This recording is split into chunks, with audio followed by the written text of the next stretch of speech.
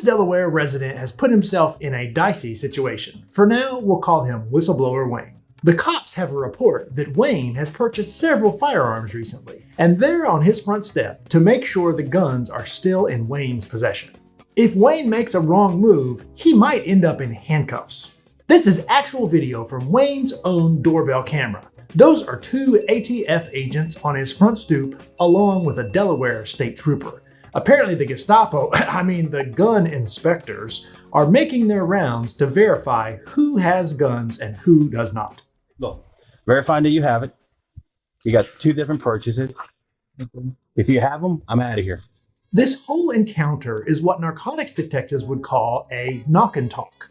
Officers use this tactic to fish for violations of the law and to gather evidence about properties and people that they may have suspicions about. Officers go up to a door and knock, and then they'll talk with whoever answers the door. While they're talking, they're actually looking for evidence of a crime to see if maybe they can get an arrest warrant to arrest somebody, or at least bolster an affidavit for a search warrant to try to come back later and search the premises. If you want to avoid knock and talks on your own property, check out this video right here. But Wayne makes his first mistake. He opens the door. If the cops show up on your front step and you didn't call them, don't open the door. The only exception is if they announce they have a warrant, and that gets complicated, but in this case, there's no warrant announced because they don't have one. Then the cops explain why they're at Wayne's front door. The reason we're out here is we're obviously gun violence. It's been an uptick, so we want to make sure we have enough issues with strong purchases. And so one of the things indicators that we get is somebody makes a large gun purchase, and then a lot of times we've been there like, oh, those guns got taken. These nice officers are on Wayne's front stoop to see if he has committed a federal felony. Let that sink in for a minute. A felony. Hello? It's been a slow day out here and I'm bored. Have you committed any felonies today?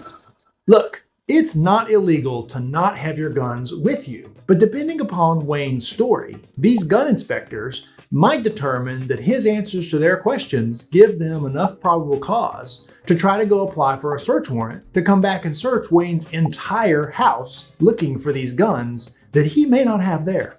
So if Wayne says the wrong thing, this situation is going to escalate quickly. The cops then explain to Wayne why his particular address was flagged. So the idea is when you purchase more than 2 guns at a time, it generates a multiple cell report. And it comes to us and we have to check them out. That's all that is. He did nothing wrong. There's an email from the federal side saying, hey, can you make sure this guy's got his gun? Hold the phone.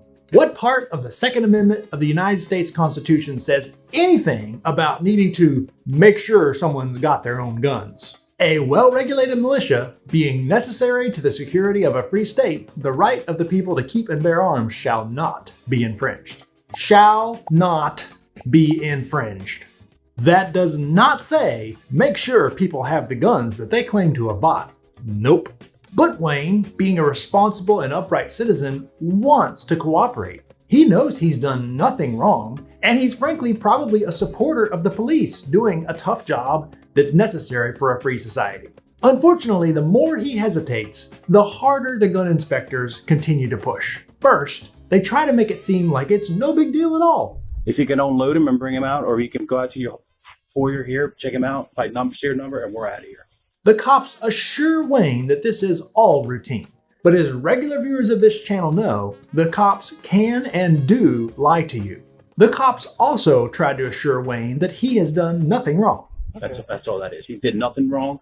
But if Wayne consents to a search, he's opening up for a world of hurt. What if Wayne's wife had come to the door and she got scared because Wayne wasn't home and she consented to a search? The cops aren't going to ignore things they see and hear. Perhaps there's no firearms violations at this home, but perhaps there's some other violation the cops witness. That is going to be used later to prosecute whoever they can prosecute. There are so many possible violations of the law, especially firearms law, that it is not safe to consent to a search, as the punishments can be extremely severe.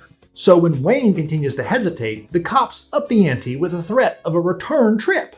If we can look at them and just scratch them off, and that way, because I know we don't see this again. Yeah, we can just write which ones you just bought, and so we save a trip from coming back. While this mild threat can be a bit scary, the cops can never make you talk. and they cannot see the guns that are inside your home without a search warrant or your permission. So, what does Wayne do? Okay. Yeah.